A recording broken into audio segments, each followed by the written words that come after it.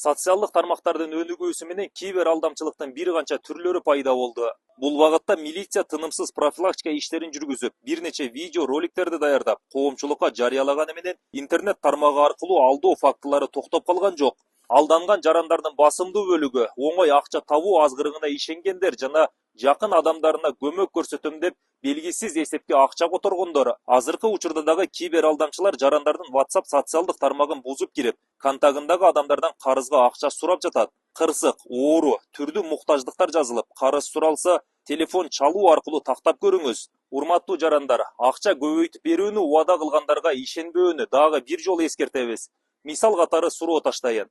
Мен сизге 10 000 сом берсем, бир аз убакыттан кийин жөндөн жөн эле сиз 20 000 сом кылып кайтарып бересизби? Пикир болсо комментарий калтырыңыз, милиция аккаунттарына катталыңыз, видеону башкалар менен дагы бөлүшүп коюңуз, эң негизгиси алданбаңыз.